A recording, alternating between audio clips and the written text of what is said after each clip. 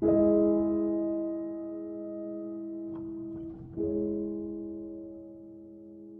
you like to be the President of the United States? I really don't believe I would run it, but I would like to see somebody as the President who could do the job, and there are very capable people in this country. Why wouldn't you dedicate yourself to public service? Because I think it's a very mean life.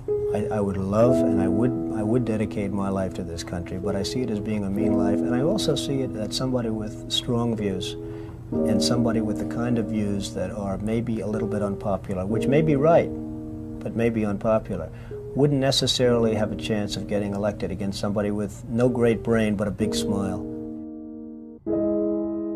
This sounds like political presidential talk to me, and I know people have talked to you about whether or not you want to run. Would you ever? Probably not, but I do get tired of seeing the country rip. But you might be classified as an Eastern Republican. Fair? Well, I guess you could say that, yes. Which means kind of a Rockefeller, Chase Manhattan Republican? I never thought of it in those terms. How do you define it? Are you a Bush Republican? No, I think I'm really, the people that I do best with are the people that drive the taxis. You know, wealthy people don't like me because I'm competing against them all the time, and they don't like me, and I like to win. The fact is, I go down the streets of New York, and the people that really like me are the taxi drivers and the workers, et cetera, et cetera. I mean, I really get a great response. Why are you a Republican? I have no idea. I mean, I am a Republican because I just believe in certain principles of the Republican Party. You have flirted with the idea of politics. Now you're here at your first national convention. Does that get you interested in possibly making the plunge? Now you have to tell me something. Who told you I flirted? Well, I didn't know that I flirted with. Well, you took out full-page ads in the New York Times to talk about your foreign policy. Some people would say... I do feel very strongly about the country. I love the country. You've become a role model in this country. The reason that your book sells, the reason that your board game sells, is because people are looking to leaders. People are looking for values, and you're one of the people.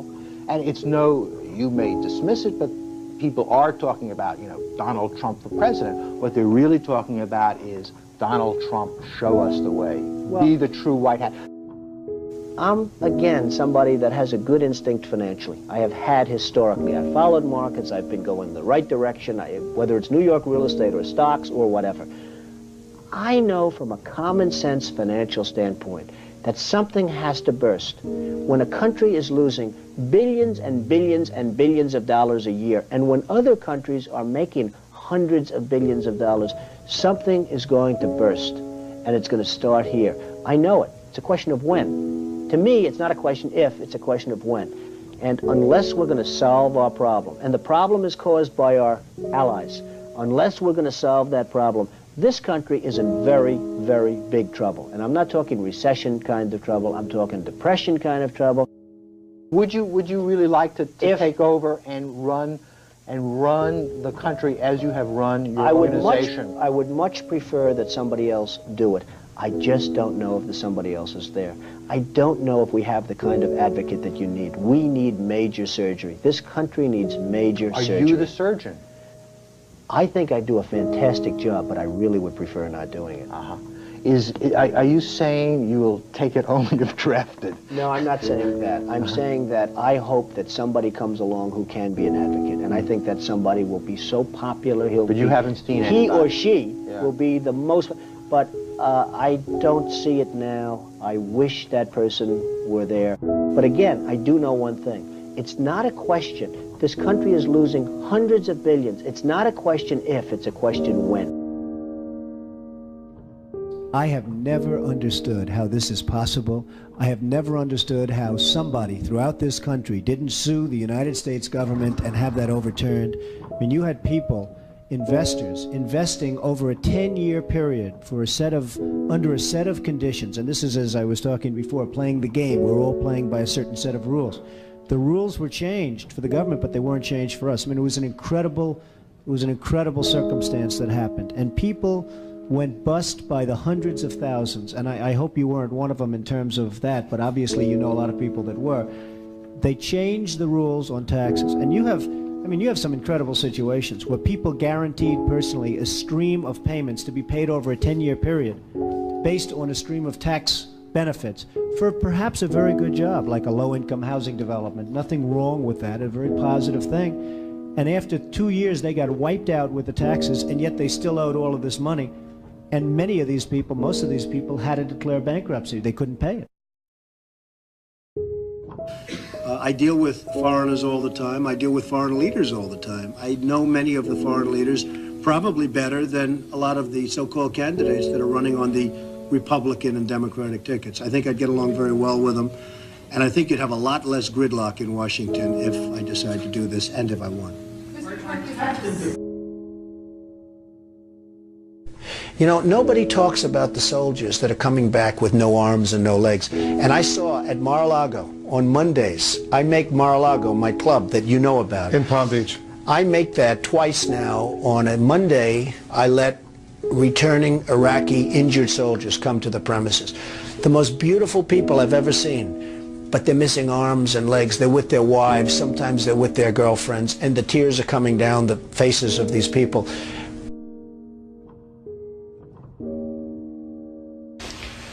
Well, I just hate what's happened to this country. We've gone to a country that's no longer respected.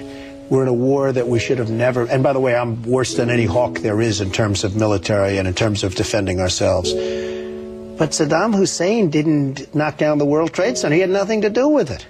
And there were no weapons of mass destruction.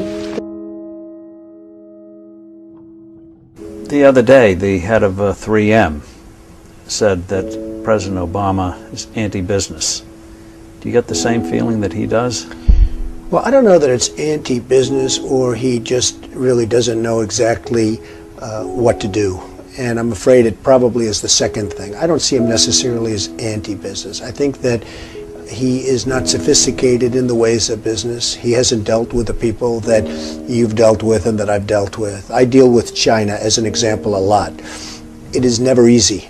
And I've made some very big deals with the Chinese. I've come out on top. I've come out in great shape. I sell apartments to Chinese people. I get along great with them. It's not like, you know, anti-China. I just think it's ridiculous that we allow them to do what they're doing to this country with the manipulation of the currency that you write about and understand, and all of the other things that they do. And frankly, if I were them and if I could get away with it, I take my hat off to them, frankly. They do get away with it. And I hire companies all the time, and it's so hard for our companies to compete against Chinese companies. I mean, these companies have such an advantage, whether it's glass for a curtain wall or whether it's, and you use the term because you know what's happened, sheetrock. I mean, they used to give us sheetrock, just give it. And everybody that was unfortunate enough to use Chinese sheetrock had problems. I mean, problems like where people were dying from it. The good news, Steve, our product is much better, but with the manipulation of their currency, it's very, very, very hard for our companies to compete. But I'll certainly do whatever is necessary and however I can help, whether they want me to make speeches, whether they want me to contribute, raise money, I'll do whatever I have to do. We need somebody great as a president.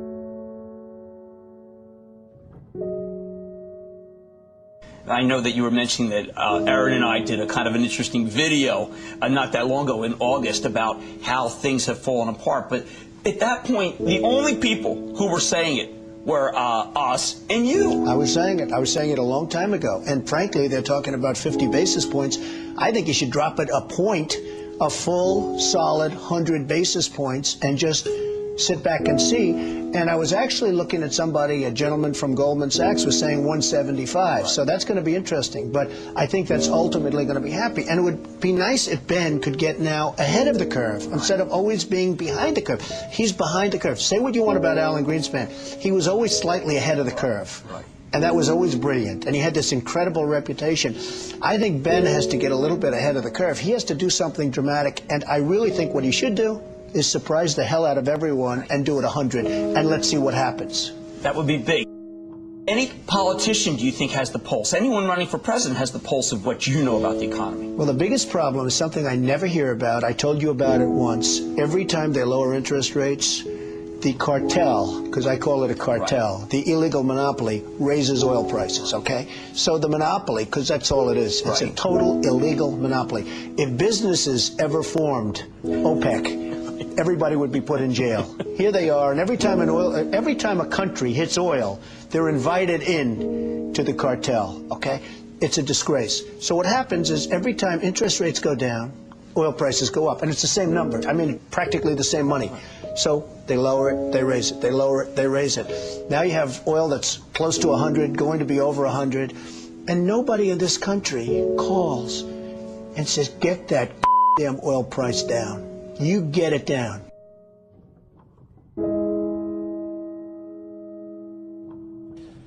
But I have to tell you that our country is in serious, serious trouble. We owe $17 trillion our debt. How do you pay off $17 trillion? Nobody ever heard the expression a number of years ago. The word trillion. We have debt that's beyond belief. We have deficits that nobody can even comprehend. China, which I've been talking about for the last 5 years, yesterday, right in our face, they just devalued their currency. Now, for those that don't understand devaluation, what they're basically doing is saying, we're really ripping you big league. Nobody's ever done it better than us, but now we're going to really do it again. And the reason they did it, and everybody was surprised by it, was because our leadership is so weak and so pathetic that they can get away with it. And believe me, they're taking our jobs, and they're taking a big league. And China's not the only one. You look at other countries, they're all doing the same thing. They have no respect for our leader, and frankly, they have no respect any longer for our great country. And it's so simple to solve. What we need is a strong economy. What we need is jobs. Now, you hear these phony job numbers, 6.7%. The 6.7% is probably 21 or 22% real numbers. When you give up looking for a job, it's like they consider you employed. It's amazing. They changed this. You know, in the old days, if you had people that couldn't find work, they couldn't find work. Today, such a huge number. Now you look at what's going on with Afghanistan. You have Karzai that's treating our president like he doesn't even exist. So they make a deal, and I'm not advocating stay, because frankly, I want to build this country. I want to build these schools. I don't want to build a school in Afghanistan, a road going to the school, watch it get built up and then blown up 4 times, and they keep rebuilding and rebuilding, and you go to Brooklyn, New York, and you can't have schools. You go to Iowa, you can't. You go to wherever you go, and you can't have schools. Because we don't have any money, because we're spending it in other places where, frankly, they don't want us, and I don't want them. And it's amazing.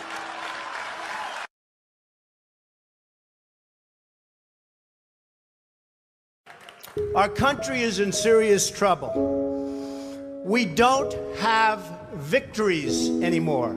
We used to have victories, but we don't have them. When was the last time anybody saw us beating, let's say, China in a trade deal? They kill us. I beat China all the time. All the time. When did we beat Japan at anything? They send their cars over by the millions.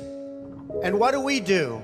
When was the last time you saw a Chevrolet in Tokyo? It doesn't exist, folks. They beat us all the time. When do we beat Mexico at the border? They're laughing at us, at our stupidity. And now they're beating us economically. They are not our friend, believe me. But they're killing us economically. The U.S. has become a dumping ground for everybody else's problems. Thank you. It's true. Islamic terrorism is eating up large portions of the Middle East. They become rich. I'm in competition with them. They just built a hotel in Syria. Can you believe this? They built a hotel. When I have to build a hotel, I pay interest. They don't have to pay interest because they took the oil that when we left Iraq, I said we should have taken. So now ISIS has the oil. And what they don't have, Iran has. And and I will tell you this, and I said it very strongly, years ago, I said, and I love the military, and I want to have the strongest military that we've ever had, and we need it more now than ever, but I said, don't hit Iraq, because you're going to totally destabilize the Middle East. Iran is going to take over the Middle East. Iran and somebody else will get the oil, and it turned out that Iran is now taking over Iraq. Think of it. Iran is taking over Iraq, and they're taking it over big league. We spent $2 trillion in Iraq. $2 trillion. We lost thousands of lives, thousands in Iraq. We have wounded soldiers who I love. They're great. All over the place. Thousands and thousands of wounded soldiers. And we have nothing. We can't even go there. We have nothing. And every time we give Iraq equipment, the first time a bullet goes off in the air, they leave it. Last week I read 2,300 Humvees. These are big vehicles. Were left behind for the enemy. 2,000, you would say maybe 2, maybe 4. 2,300 sophisticated vehicles they ran, and the enemy took them. You're right.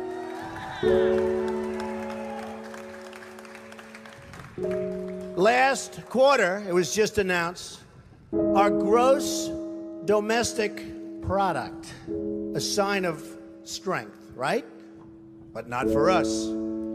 It was below zero. Who ever heard of this? It's never below zero. Our labor participation rate was the worst since 1978. But think of it, GDP below zero. Horrible labor participation rate.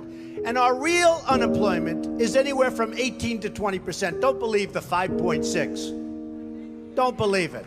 That's right, a lot of people up there can't get jobs.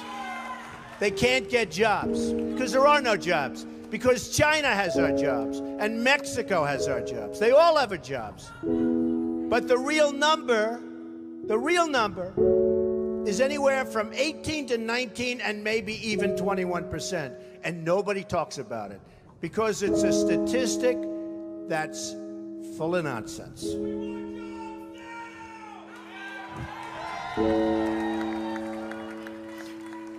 Our enemies are getting stronger and stronger by the day, and we as a country are getting weaker. Even our nuclear arsenal doesn't work. It came out recently. They have equipment that's 30 years old. They don't even know if it worked. And I thought it was horrible when it was broadcast on television, because boy, does that send signals to Putin and all of the other people that look at us and they say, that is a group of people and that is a nation that truly has no clue. They don't know what they're doing. They don't know what they're doing. We have a disaster called the big lie, Obamacare. Obamacare. Yesterday it came out that costs are going for people up 29, 39, 49, and even 55%. And deductibles are through the roof. You have to get hit by a tractor, literally a tractor, to use it. Because the deductibles are so high, it's virtually useless. It is a disaster. And remember the $5 billion website. $5 billion we spent on a website. And to this day, it doesn't work. A $5 billion website. I have so many websites. I have them all over the place. I hire people. They do a website. It costs me $3. $5 billion website. I have so many websites. I have them all over the place. I hire people. They do a website. It costs me $3. $5 billion website.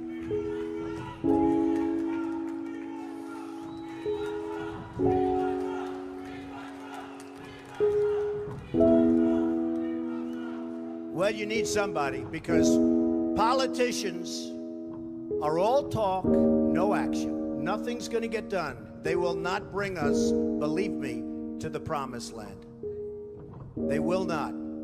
As an example, I've been on the circuit making speeches, and I hear my fellow Republicans, and they're wonderful people. I like them. They all want me to support them. They don't know how to bring it about. They come up to my office.